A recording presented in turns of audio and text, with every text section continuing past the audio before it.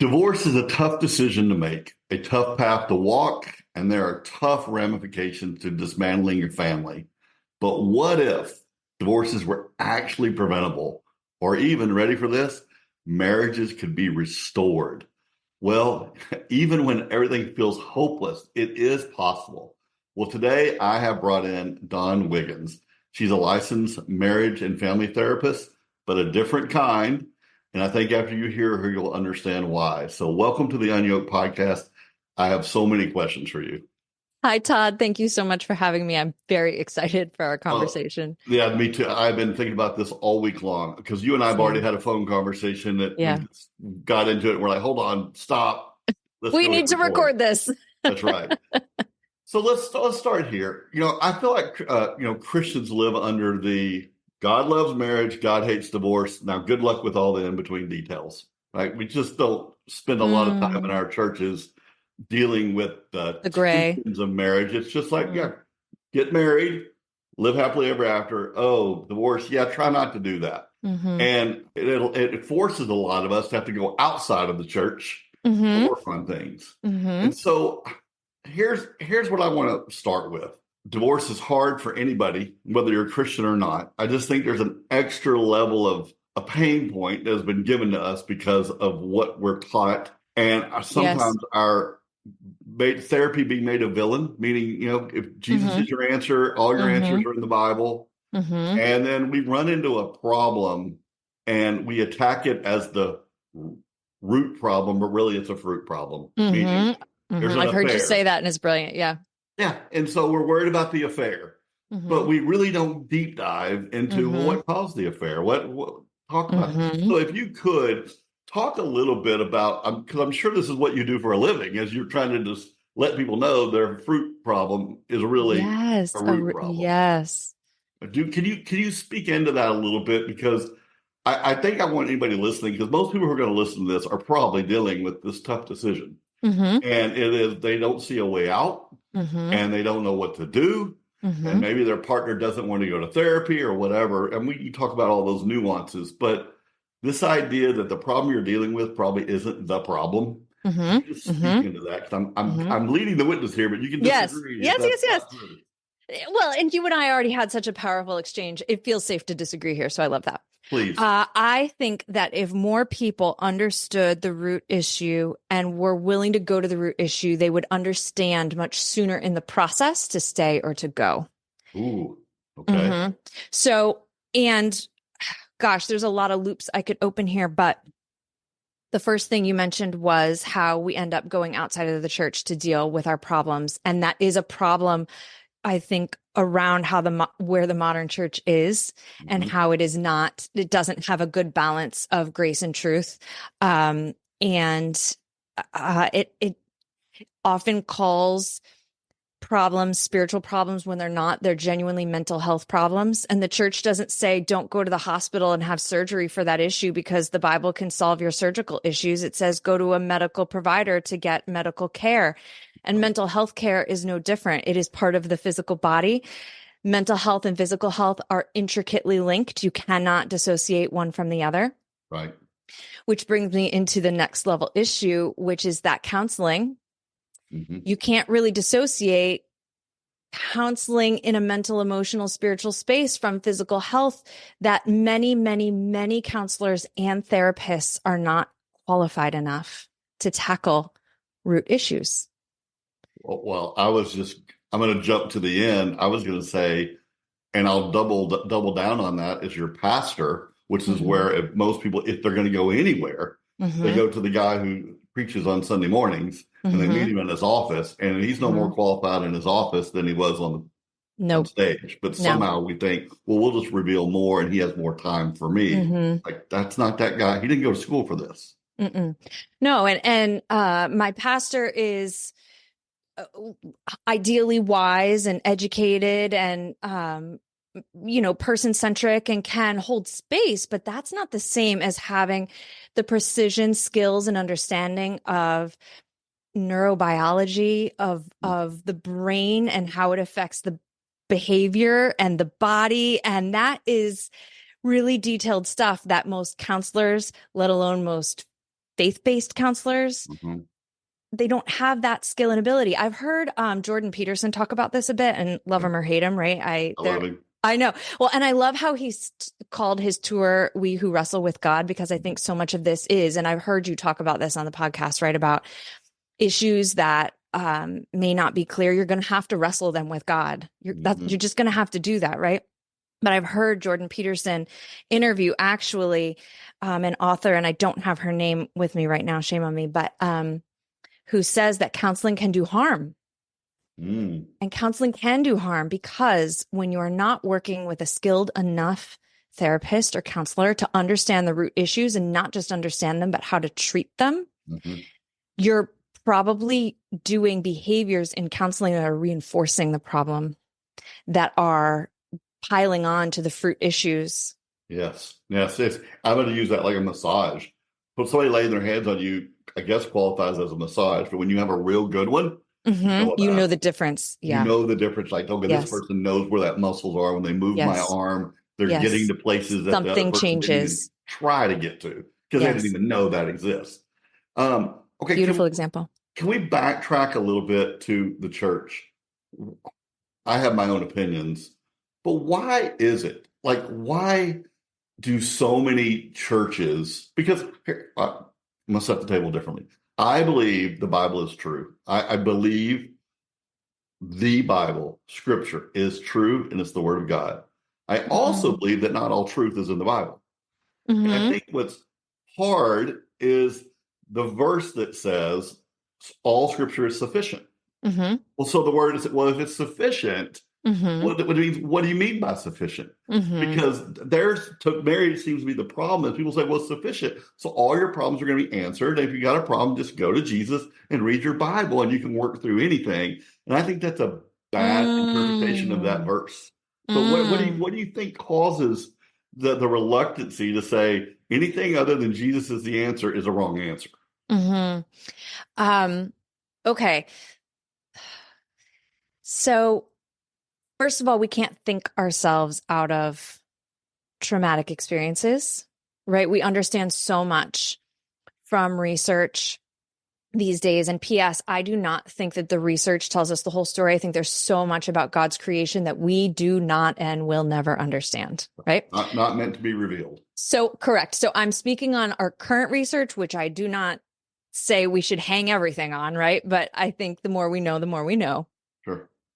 That so much of how we function is stored in our cellular data, is stored in our bodies, that we are mind, body, spirit, and we cannot think our way out of most of our problems or certainly not our traumas. Mhm. And so when we just talk about just reading the Bible and understanding it, that is not a holistic way of integrating it. And so integration has to come through spiritual revelation. It's going to come through physical revelation, right? Like let's use baptism as an example. Yeah. That's a, you know, it's an embodied practice. Mhm. Um, but God created this body. And there are so many tools that he created both in nature and in the body to heal us on an energetic level, on a cellular level. And those are embodiment practices that help unlock things. So I think that when we look at over the course of time, how we've gotten kind of pigeonholed into this book is the only thing, I think it comes from a lack of having integrated certain revelations about how we can heal in meaningful ways. Those things haven't been received into the church. I think many of them have been labeled as witchcraft or, you know, satanic practices. Mhm. I have to ask myself, I don't have the answers, right? But I have to ask myself how much of that is because of our egos, right? That the current leaders, whoever they are, or we are, ways that, you know, I even may have contributed to this, right? That we like to believe that I have the answer. I have the answer. I know.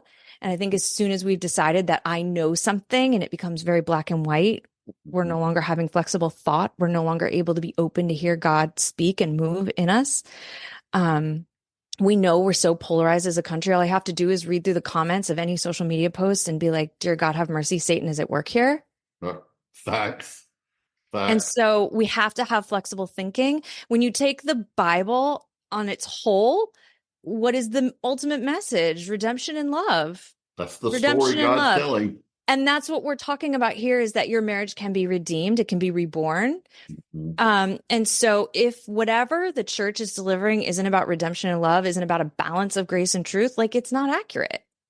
It's not biblical in totality, right? So No, this is brilliant. It's really funny. This is a very sophomoric way to look at everything you just said brilliantly. But I always wondered when God kicked Adam and Eve out of the garden, like, did he say, "All right, I'm gonna do you a favor. Here's how to make a fire," or "I'll sit with yeah, you in the first birth. I know yeah, y'all don't know what you're doing, but I'll yeah, help you on that one." Or, "Hey, did you know if you rub this on your skin, that ant bite is not going to hurt so much?" Like, what right? part did God let Adam and Eve and mankind Understand. discover?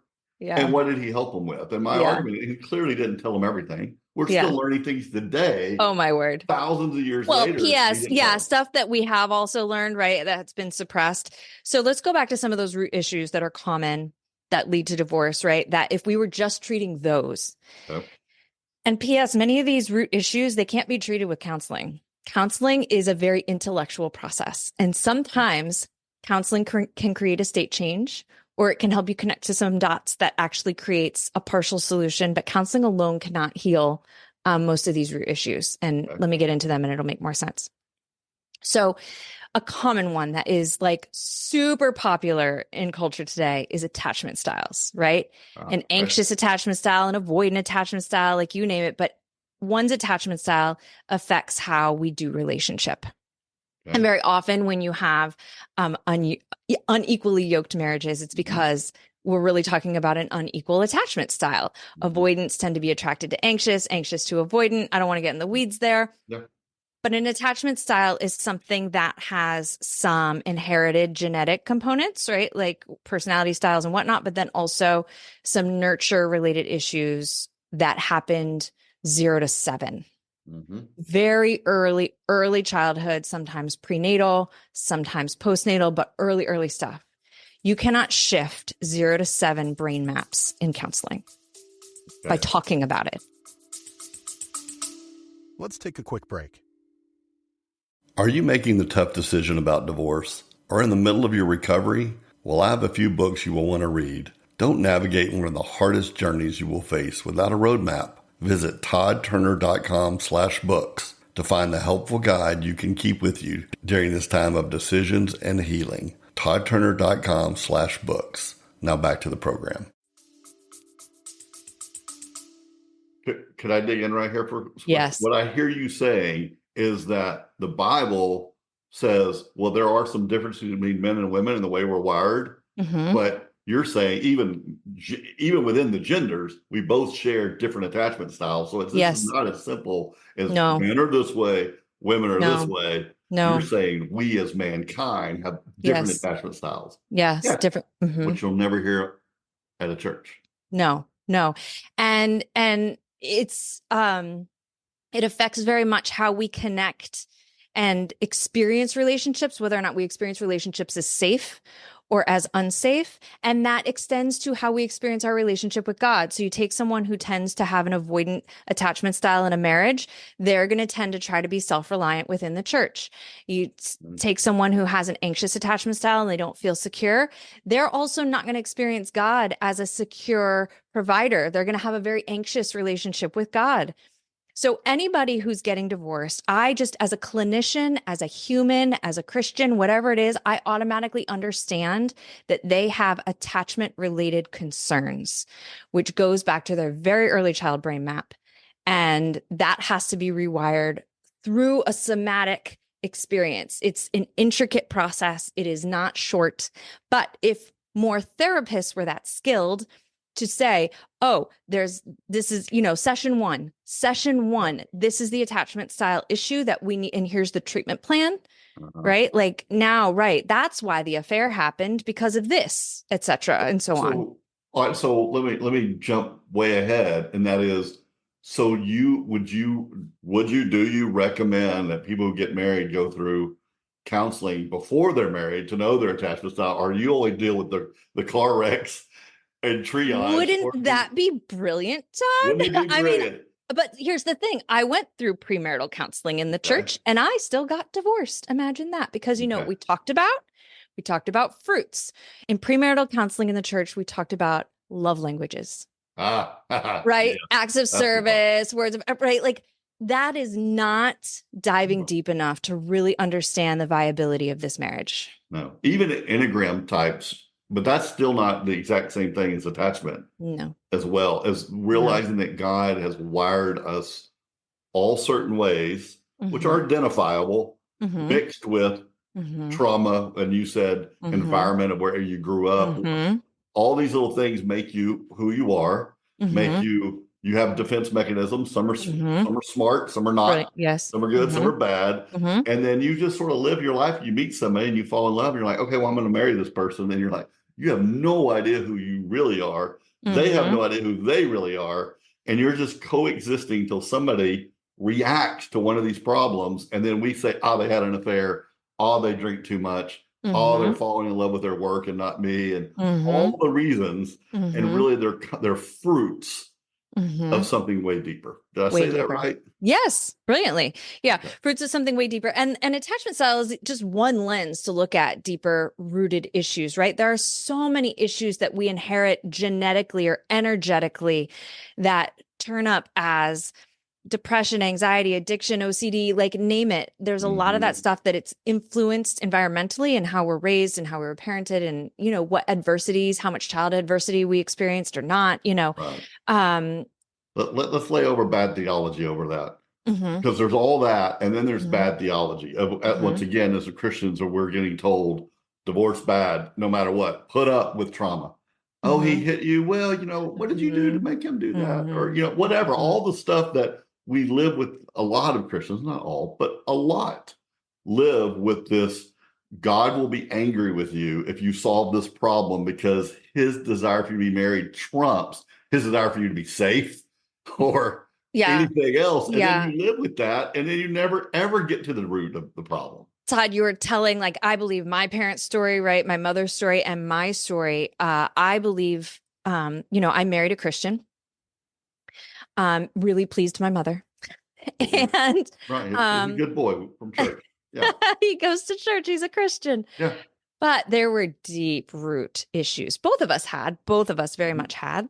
Um, but when we made the decision to get divorced, there were panic things that came up inside of me that were so distressing that I really had to wrestle with God about, am I going to go to hell? And Mhm. I think when you raise children to, you know, we wouldn't let most of our young 0 to 7 kids watch rated R movies, but we would show them, you know, the Passion of the Christ. Mhm. That then we internalize this. Our nervous systems would watch the Passion of the Christ and be like, "Dear Lord, have mercy. I will be crucified if I don't give or take, right? Follow this religious path." It feels life or death to our nervous system. And I think I told you about in our conversation this book that I am obsessed with right now, Trauma in the Pews. I bought it. It's on the kitchen table. Oh, so good, right? Where we're so afraid from an attachment style perspective, very often, where we have that, if I go outside of this doctrine, I'm going to get in trouble, right? For Mm-hmm. even exploring into, for instance, counseling. Or for me, when I got divorced, that was yoga. I went and found yoga and it was liberating. But I was like, I would sometimes panic. Yeah.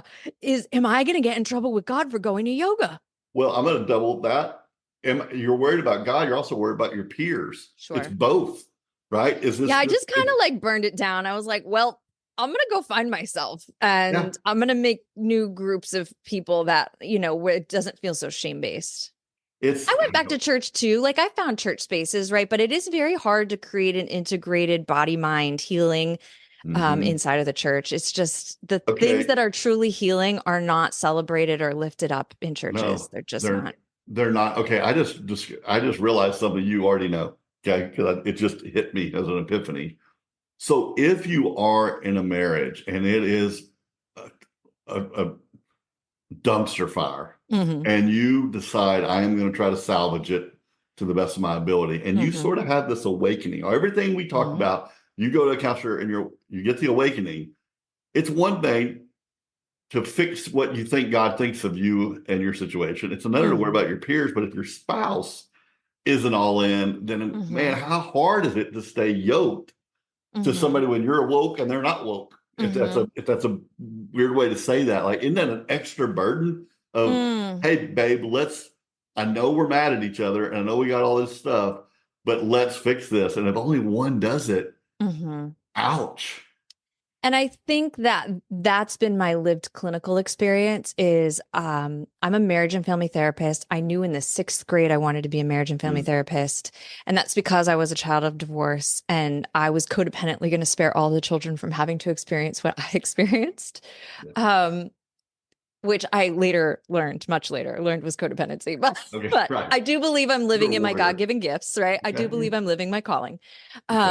But that said, I went into it wanting to help heal families and marriages, and very quickly experienced in my clinical practice that too often one and not the other is motivated to do the work. And you can't heal enough to heal on behalf of your partner, right? I can't pee for you. There are certain things I just can't do for you. And that's why, to circle back to what you said in the beginning, I am pro-marriage. But if we went to the root causes earlier, if we said, okay, these are attachment style issues, this is actually an addiction issue, or this is actually XYZ, I think very quickly people disqualify themselves from being willing to do that work. Now, what we know from divorce rates, broad statistics, right? That first marriage is 50%, second marriage is 70 something percent, third marriage, it gets upward in the high 80% divorce rate. People go on to repeat exactly the same patterns if they're not deeply transformed. Right. Well, because you're going to pick the same type guy or whatever it is. From a subconscious place, from that 0 to 7 brain map. Yeah. Okay. Wow. All right. So I'm going to ask you a really tough question. All right. Bring it. My favorite. And if we have to edit it, we'll edit it. Okay. But churches, I hate using the word all and never, and I hate using all churches, right? There are some great churches out there, and some churches do some things good and some bad, right? So I'm not trying to pick on churches, but in general, churches use affair and abuse. Those are their trump card. God said, here's the verse about that. When you counsel, where do you tell people they're allowed to land? And I'll give you my first so that you can say whatever you want. But I do believe that there are people who abandon their marriages, and that looks multiple ways. And my argument is, somebody just verbally abuses somebody, just constantly, and they live in a state of high dysregulation. Yes, and it's like God doesn't. I don't see anywhere God's asked you to stay in that just so his marriage is high, divorce is bad. Like, why are we supposed to?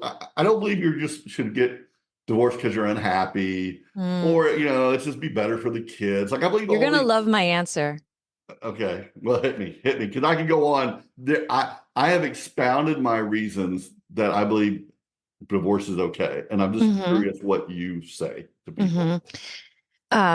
My answer is going to be deep and wide. So we attract spouses. I'm going to get into things that people call woo-woo, but they're not woo-woo. They're God's quantum world that God created, right? We attract spouses that are vibrating at a matching frequency, energetic frequency. Okay. That is to say that we attract spouses that we are equally yoked. We can't, it's impossible to be unequally yoked, if that makes any sense. We have become so good at masking that marriages can look unequally yoked.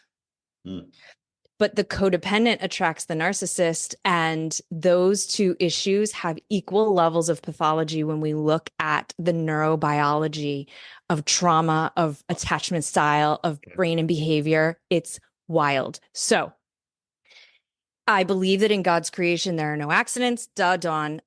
However, when these issues are playing out in our marriages, abuse, addiction, codependency, attachment styles, you name it, that marriage becomes a vehicle to heal the thing that was always at play subconsciously, that was cultivated either genetically or early childhood brain map, right? And that marriage just becomes an echo of what was experienced in early childhood. And now we have the opportunity within this marriage to heal from the very early experiences that created that caused me to pick this person in the first place, to cause me to be attracted to this person in the first place. So now my advice tends to be go all in on healing yourself, all in on healing yourself.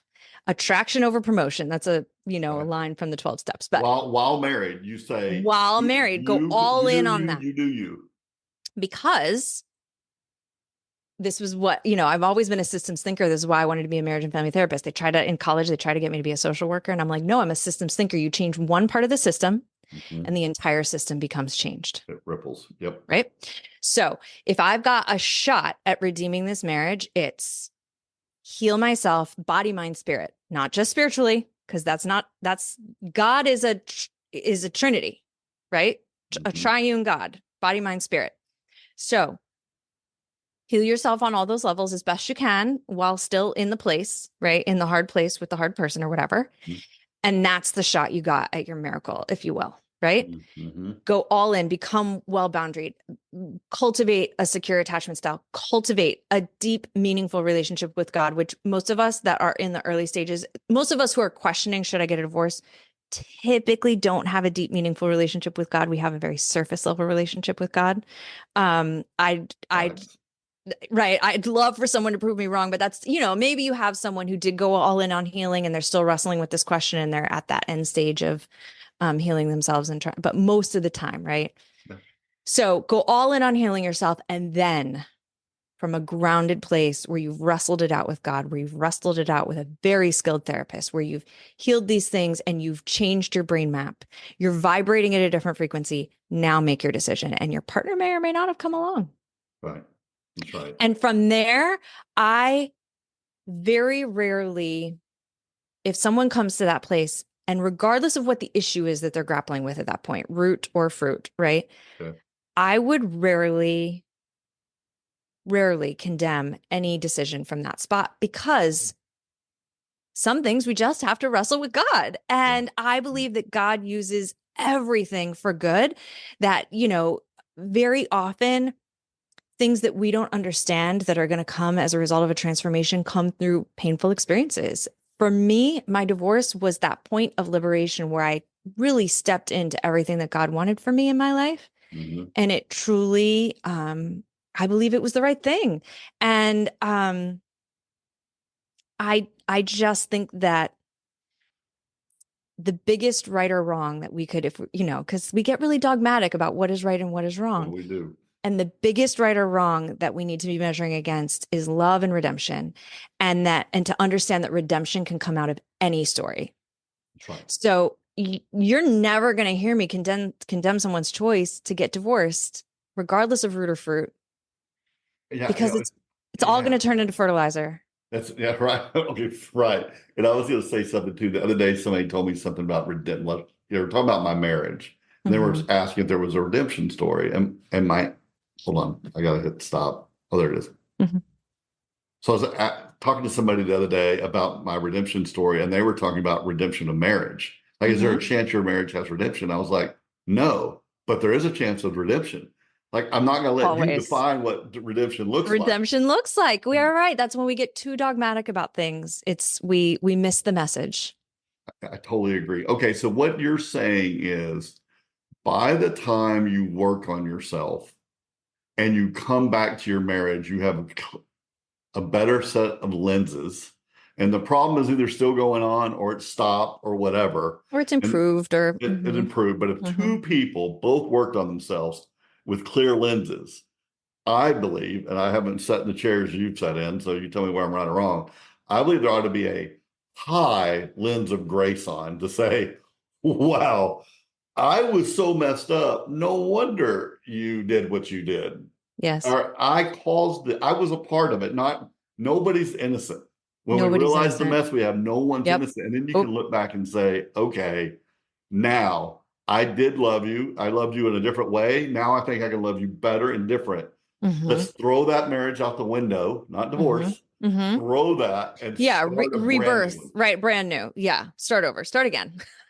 I tell me that Yeah. all the time. Like, if people try, like, I'm trying to salvage my marriage, I'm like, well, you can salvage the same sheet of paper down to the courthouse, but that marriage is dead. Dead. Mm-hmm. Dead. You're starting over, and you're going to have to burn everything to the ground and say, I love the person that's behind that mask that I've been married Mm-hmm. to. And Mm-hmm. they're going to have to see if they like the person behind this mask. Mm-hmm. Mm-hmm. I I think think that'd that be when beautiful. two people commit to doing this work, Todd, my podcast producer, actually, producer Joy, her story is a story of marriage redemption, and it's Okay. remarkable. And I got the joy of holding space for that marriage to do that, Wow, right? that's awesome. Right. You got a therapist in the family, and a relentless one at that, right? Like I don't hold any punches where it comes That's to awesome. feedback and calling it. And anyways, so when two people really commit to the root cause work, not the Yeah. fruit work, right? It's rare that I've never seen an example of that not work out If both people are all in, on the it will work out. root work. Yeah. I've actually heard some great stories. I have some family members who are big into this counseling, this level of counseling, and this level of never say quit. And Hmm. they're like, sleep on the back patio in a sleeping bag and let that other person know that you may be mad at me or whatever, but I'm here. I am going to be all in and I'm putting in the work. And when you're ready, Hmm. I'll lean in, but not to save face with the church, not because, well, not for all the superficial Yeah. reasons, So the real reasons. yeah, there's a flawed thought in there. It's an ivory tower thought, I think, right? Well, for someone to be able to pull off that, they probably have an avoidant attachment style. True. I think that was a little hyperbole, but to show the other person, I'm not leaving. I am going to Hmm. put in the work. That's what I Yeah. really meant. That was just Yeah, yeah. But I mean, I don't know that that level of commitment is available to someone that's got that level of root work to do, ooh, right? interesting. I'm just saying, like, if I had had that maturity when I was getting divorced, right, I wouldn't have been getting divorced. So Right. I'm just Facts. saying, like, I think that's why I really go with the go all in on your healing yourself because there's no downside to that. You know Yeah. what I mean? There's Yeah. no, it removes the needing to grapple with, can I commit to this? Or every time I start to get in the inquiry, should I say or should I go? My nervous system gets dysregulated because all my abandonment stuff, Yeah.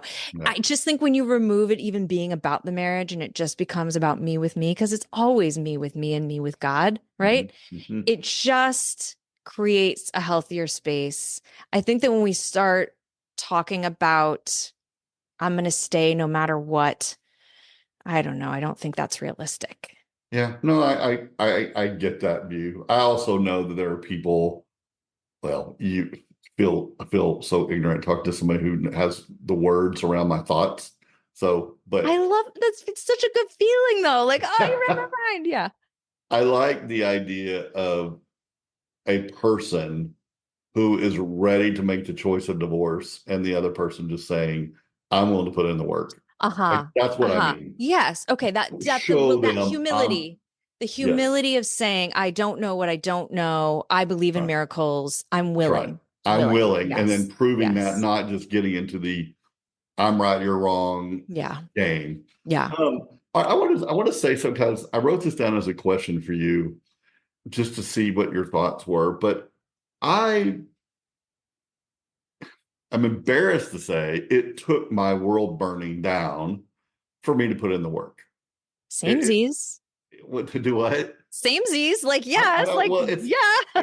it sucks because it's just like telling somebody has a heart attack and they tell somebody, hey, you really need to exercise, and everybody's like, hey, okay, whatever. And then they have their heart attack, and you're like, hey, we got to exercise.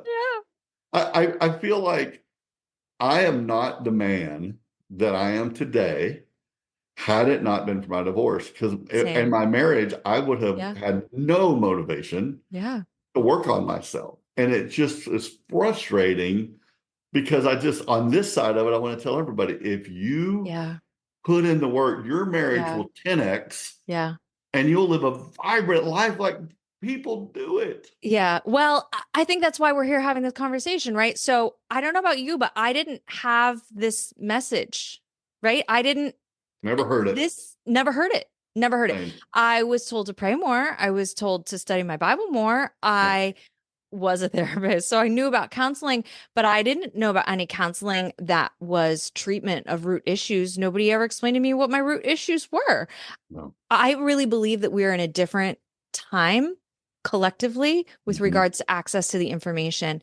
And that pivoted during COVID when we were all sitting at home with our phones and TikTok, and we learned about what these root issues are. Yeah, our education availability was better. We had more free time. Yep. And then people are putting out more Yep. content More that's readily content. available. Yes. Yes. And it hasn't permeated to all the layers of society, but there's enough of it there that it's gaining momentum. It's you have your lens. My lighthouse is just to get churches to have epiphanies, like a paradigm shift. I want Yes. churches Yes. to realize that the Bible can still be true, Yeah. but that truth outside of the Bible, embrace it, encourage it. There's holistic ways to approach issues. And then the word I want to keep using is trauma. Like whether it's trauma of divorce or the trauma of whatever gets you in divorce, it's still Yeah. trauma. And the church Yeah. doesn't talk about trauma. It's No. not even a word. No. It's not even in No. our theological lexicon. No. And why? I know. When I read Trauma in the Pews, the first thing I did was give a copy to my pastor. oh, okay. Wow. Yeah. It's the Well, first thing I'm I did. not all the way, I'm barely in it. I came on your recommendation. So Yeah. I'm actually headed on a vacation and I'm taking it with me. So I'm going Yeah. to consume the whole thing in a week. Um, yeah. So what is that? Like there's 1,000 things God left out of the Bible, right? He didn't teach us how to raise teenagers. He didn't teach us how Hmm. What the to do about solar social system. media. Yeah, he didn't teach us any of that stuff, right? Yeah. But this idea of like, oh yeah, there are physical, mental changes during trauma, and it's just a Yes. thing, and you'll Yes. have to study it and learn it and adapt to it. But I'm not even going to teach you how to. I'm not even going to give you a heads up on it. Yes. I don't know, but let me say this. I don't know that that's true. I don't know that that's Really? completely true. Let me say this. Hit me. I'm going to really go to the out there place. Something I've been called to in the last couple of years is something called constitutional homeopathy. Okay. Homeopathy is not widely understood and it's not widely accepted, but there was this guy in 1779. His name is Hahnemann. In the Christian circles, he is known as a Freemason and therefore is whatever. I don't even know what goes on in the Christian circles about that, right? But like, Right. just forget about it. Okay. So whether he was or he wasn't, I don't know. I don't care, right? Right. But he's a preeminent doctor of the time. He studied in Leipzig. He studied in Vienna, and so like whatever preeminent doctoring was in the late 1700s, I don't know, right? But they're treating malaria with cinchona bark. And Okay. something like he's got like a little itch in the back of his brain, and he's like, well, I don't have malaria. What happens if I eat the cinchona bark? And he eats it. And he gets all the symptoms of malaria.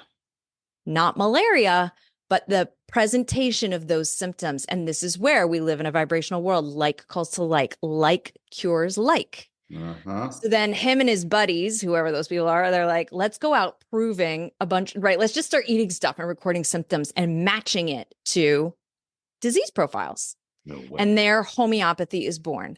Now, you can use homeopathy to treat an acute issue like I stubbed my toe, you would use arnica. Right? Or I have watery eyes and a stuffy nose, allium cepa.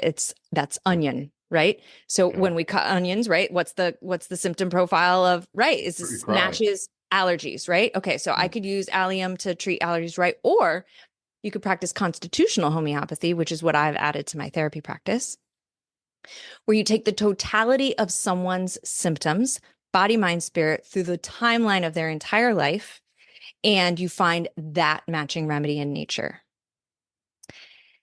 And that goes to the energetic core. Talk about root versus fruit. I have started using this in my practice, and the transformations I've seen go so far and beyond what any counselor or therapist or I don't know, yoga can even accomplish. Yeah. It is wild. And this is not Well, I have seen, I don't have the scripture for you, but gosh, should go find it. But there are places in scripture I've seen homeopaths who have studied for years will reference where homeopathy can be seen in the Bible, where God gave Wouldn't us even argue. everything we need to Yeah. heal and to be whole. It was already here. We didn't need to cure cancer. No. Homeopathy already cures cancer, Yeah. right? Yeah. But we thought we had to reinvent the wheel. No, And you have me at hello on this. Like, yeah, I know there will be people listening. This is a little too much for their fundamental Baptist brain, but it doesn't mean it's not true. right. Okay, so Exactly. I did not this morning, but I woke up thinking I was going to ask you this question, but we have walked down this trail and I'm Yeah. walking even further. Yeah. You and I did have a talk about yoga the other day. Mm-hmm.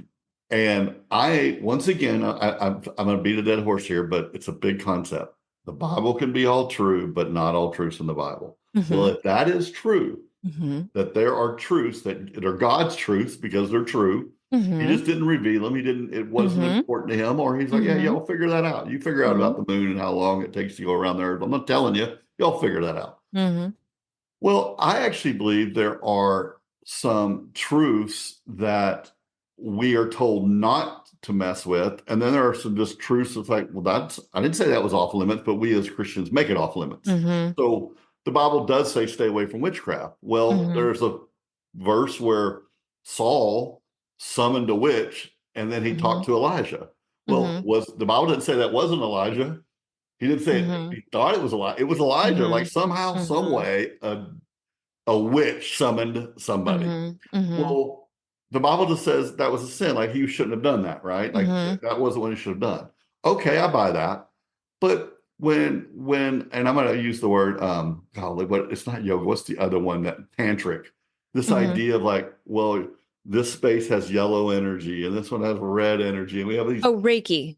Reiki. Mm-hmm. Yes, Reiki. I'm sorry. Well, yeah, I don't know what the tantric came from. Anyway, whatever.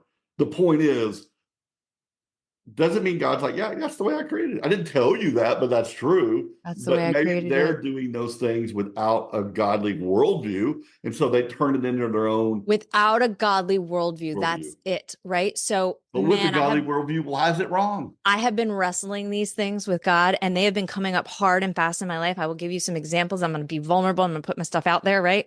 Please, I'm So doing the when I same read thing. Trauma in the Pews, I experienced a state change because I have a lot of religious trauma.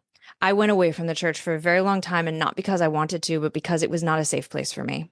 And I had to heal enough that I could even tolerate words like Jesus Mm. and Bible and scripture. And it's in recent history that I am able to sit with those things and feel good with them. Okay. Okay. But I never went away from God. Right. And he never I went was away from you. I was getting closer to God while I was further from church. Oh, would you look at that? Now, what are some of the tools I used to get closer to God while I was moving further from church? There are things that many Christians would call witchcraft. I used tarot cards. I used crystals. I used Wow. Reiki. I used all of those things to draw closer to God. I Wow. used law of attraction. And in the end, because I was coming at all of those things with a godly mindset, Mm. You were looking at here, it like, I'm not looking for a replacement for God. I'm seeing if God is in this. Different yes, mindset. yes, Yeah, yes. interesting. And did you was the journey hard? Because there's the Jerry Falwell approach of like, I don't need to stick my head in the sewer to know it stinks. And then Mm-hmm, other people are like, well, no, I need to stick my head in and I'll make a decision. Like mm-hmm, you can know something is not of God. It doesn't mean that we as Christians can't own it. Like for people listening who don't know what mm-hmm, we're talking about, let's mm-hmm, just call it acupuncture. mm-hmm, Acupuncture is not in the Bible, but then there are mm-hmm. people who do acupuncture. It's like, well, as a Christian, like, why can't I do acupuncture? It's not in the Bible, but what if that the truths are there Mm-hmm. and I can know there's a God, I know there's a Trinity, I have good theology, and I still can go get acupuncture? Why can't that work with other things? I think that Christians have lost track of, I'm painting with a broad brush, obviously, Fair. I've been doing right? it all day. I'm not, I hate that I'm saying Christians and right. But generally speaking, I think this is really true. This came up at my kids' school this morning, this thing about yoga. What? Yoga? You don't think that's sinful? And I'm like, I think that thought is ignorant. Did it this morning. I think it's crazy that everybody doesn't do it. Yeah, I think it's neurobiologically sound. I think that anyone who can get still and use the body to wrestle with God and find their breath and move towards peace, I think that's sanctification. I don't think that's sinful, right? But I think that Christians have lost track of a deep, meaningful relationship with God. I think the whole reason Christ died on the cross for our sins was so that we could have a personal relationship with him. And I don't think most Christians have a deep personal relationship. And I think that Christians are used to, I'm air quotes, hearing God through anxiety and shame. And they misinterpret the emotional experience of anxiety and shame as conviction. And they don't know that that's not how God speaks. And so when they hear something like tarot or yoga or whatever it is, they immediately feel shame and anxiety and therefore think that that is not of God. Evil. And that's, yeah, evil. They'll call it evil. I'm going to go a little bit, not further, just to put another layer on top of this. In fundamental Christian evangelism, I don't want to say it, Protestantism, Protestant churches, Christian conservative Protestantism. The idea that our job and a mature Christian looks like a studier of the Bible. That is what we call a good Christian. Go to church, consume sermons. Well, even a regurgitator of the Bible, maybe not even a studier, a regurgitator. That's right. And this idea that that's what a good Christian go to Bible studies and listen to Christian music. And we created this box, what we call a good Christian. You vote this way, you look this way, you act this way, whatever. And I look in scripture, I'm like, none of that's there. There's nowhere in scripture that we're like, oh, everybody needs an accountability partner. Jesus didn't tell us we did, but the concept's there, discipleship, it's there, but we take a little and we go a long way with it. We also go with this idea that we're supposed to wake up every morning and study our Bible for an hour. While 10 billion people live on this planet, they can't even read. That wasn't God's plan. It wasn't. And we as Christians, we are quick to say, well, if this is what a good Christian looks like, then anything else must be bad. And what you and I are saying is, pull yourself out of Christian culturalism. Yes. Seek God, and he has ways. Just seek God and be open. Right. You know that old joke about I prayed for God to rescue me in the flood, and then he sent a canoe and I said, nope, I'm waiting for God. He sent a helicopter. Nope, I'm waiting for God. That's that, right? And God speaks to us in so many ways. And I can't tell you how often and studying the law of attraction is what really helped me understand this about the nature of God, that God is going to send us solutions all the time. And then can we receive them? Can we receive God's love because it is all around us all the time?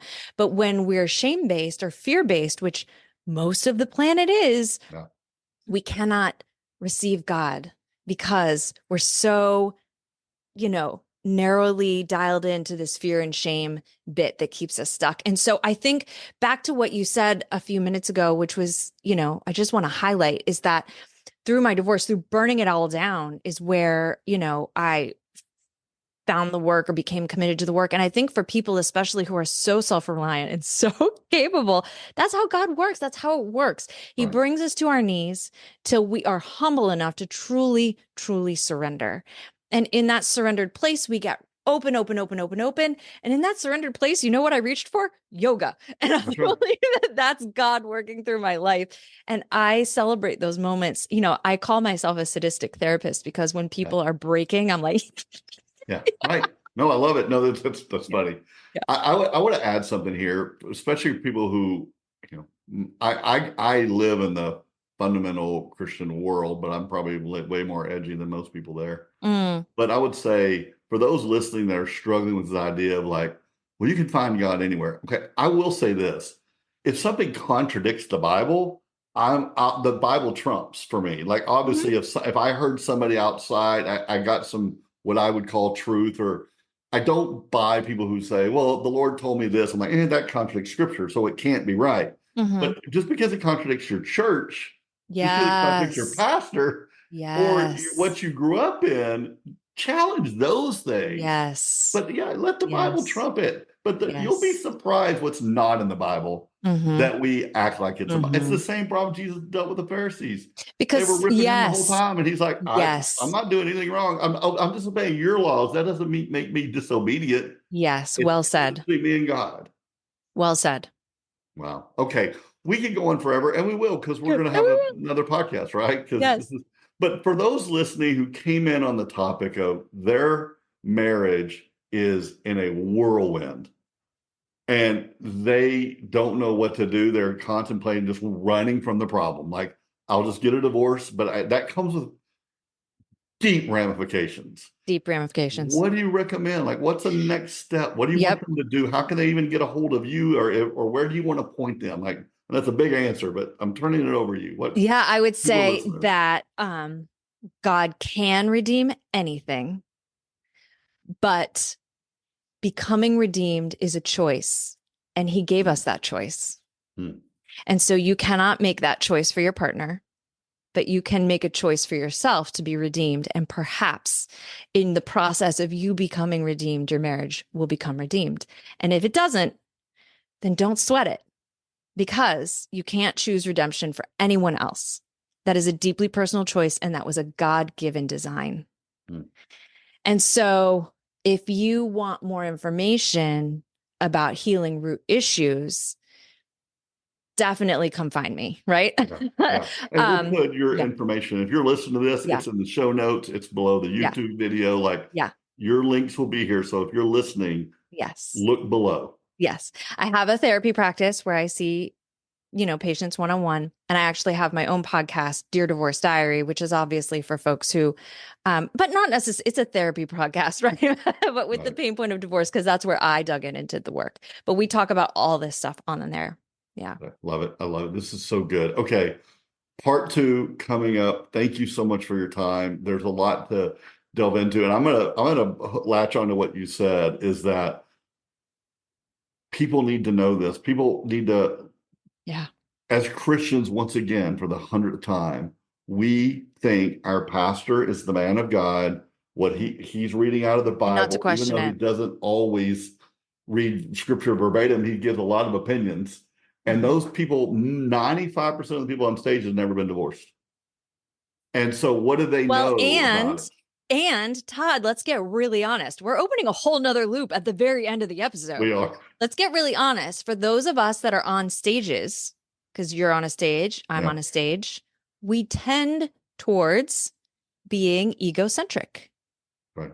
I am predisposed as someone who is built for, I was built for a stage. God gave me Mm-hmm. this gift to be able to be on a stage and be charismatic and draw people to me. Mm-hmm. That very quickly turns into an egoic journey. So pastors automatically we need to have that lens of like, is this a leader who's truly humble and leading from a place of a deep, personal, humble relationship with God? Or is this person cross that line into that egoic space?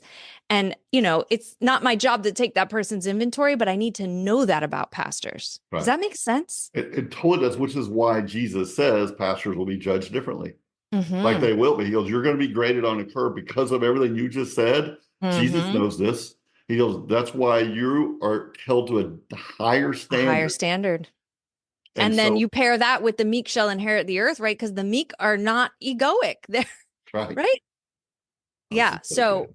call me out anytime on it's Okay. the thing that I hold myself accountable for the most is, am I doing this for the right reasons? Am I still right? Like, is this about vanity or is this about glorifying God? Right. And I think that anyone who spends a lot of time on stages, you ask them that question, it's going to, it might depend on the day, right? It gets muddy sometimes. It gets muddy, and sometimes you get ritualistic, and you're just like, okay, here's the same speech, but in essence, when your daily conversation with God, I have to remind myself too. Sometimes I'll get into the weeds of being a podcast producer, if you Mm-hmm. will, Mm-hmm. and then I'll get an email from somebody who's like just going through it, and I'm like, oh yeah, That's why I do this. I forget sometimes. I do. Beautifully said. All right. All right. Thank you for your time. Yeah. Information about you and how to get a hold of you will be below this, and we will continue this conversation at another Love day. that. Thank you. Thank you for listening to the UnYoked podcast with me, Todd Turner. Can I ask you a favor? Two, actually. First, rating and reviewing this podcast positively goes a long way to help others find this resource. I get told constantly, I wish I knew of this podcast earlier. Well, you can make that happen with just a simple rating on the podcast app you're listening to right now. Also, when you're done with that, please go to toddturner.com/books and purchase, gift, and review the resources that we have available for those needing help in their divorce journey. It's a lot easier handing somebody a book sometimes than handing them a podcast. And your Amazon reviews really help get our books higher on the chart for others to find. toddturner.com/books. Thanks so much. And please, really, just review the podcast really quick. Thank you.